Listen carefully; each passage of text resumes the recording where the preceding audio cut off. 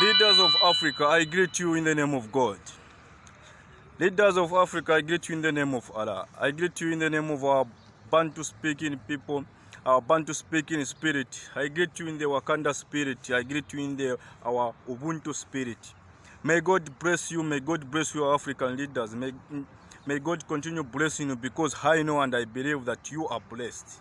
Today, I'm here just to plead on behalf of my fellow Africans, all the African angles, starting from East Africa, here in Southern Africa, Central Africa, Western Africa, North Africa.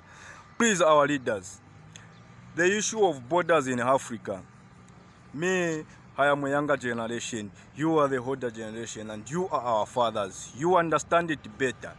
These borders, it's not you who brought these borders. It's not us, the younger generation, brought these borders. It's the colonialists. We know that, you know that, and everyone know that. Please, our African leaders, what can we do? What are we going to do? Or what are you going to do about this issue of borders? We are pleading with you. All people, all Pan-Africanists from all angles of Africa, even outside Africa, we always sing about opening borders. Dismantle the borders. These borders did not come here in order, they didn't bring these borders in order to develop Africa or to make us as Africans to develop or to move forward. They brought these borders in order to steal from Africa, in order to extract from Africa, in order to capitalize on our ignorance, on our failure of having one unity as an African continent. Please, our leaders, the issue of borders are deteriorating the lives of us Africans, us ordinary Africans. Please, our leaders, I'm pleading with the African Union. I'm pleading with the leaders from African Union, starting from the President Abiy Ahmed. Please, our leader, our father, listen to our cry as African. I'm pleading with the leaders from SADC. I'm pleading with the leaders of East African Community, EAC. I'm pleading with the leaders in CIMEC, Central African Community there. I'm pleading with the leaders of ECOWAS. Open the borders. If you cannot open the borders, please, in as much as you work as one people, as one African, you have got here about 52 countries, 53 countries, or 53 leaders, or 52 presidents. Please, we are begging you, if you cannot open the borders, as we are asking you, we are pleading with you so that we can open our borders, so that we Africans, we can be able to move freely in these African countries.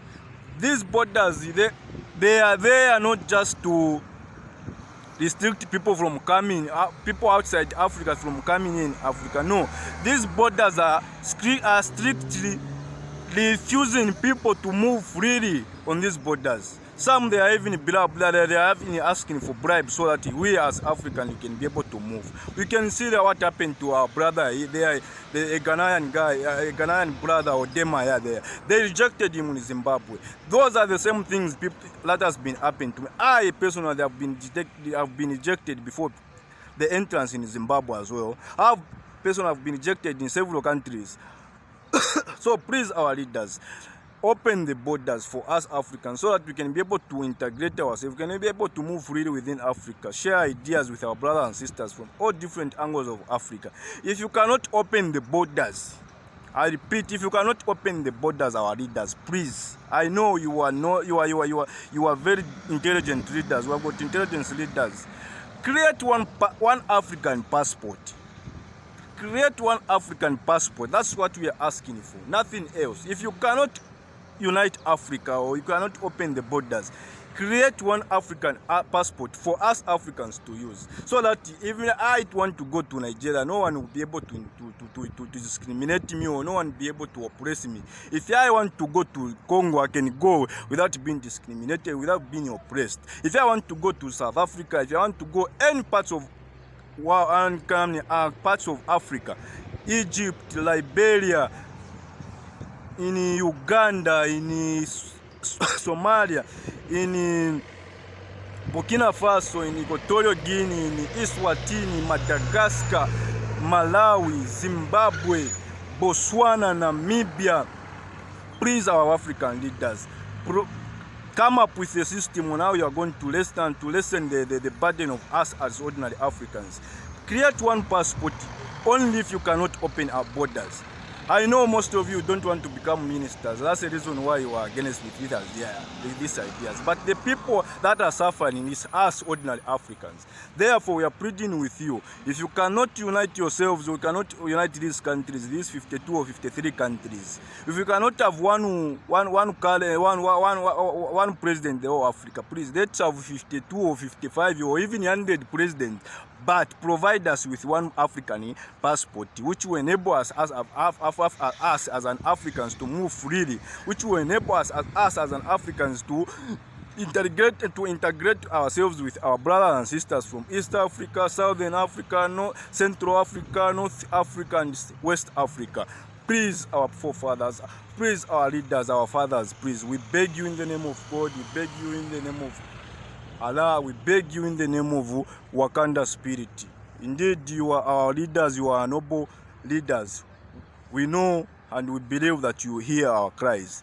Please, our African leaders, my simple request is just, if you can't open the borders first, or if you cannot open the borders, create us an African passport.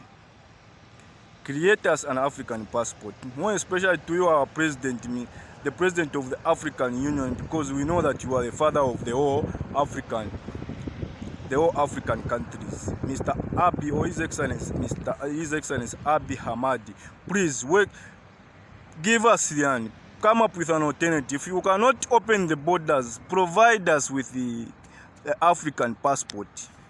Give us the African one African passport that will give me access as an ordinary African, even these other African people, free access to move around Africa, free access to move along Africa. That's what we are asking for.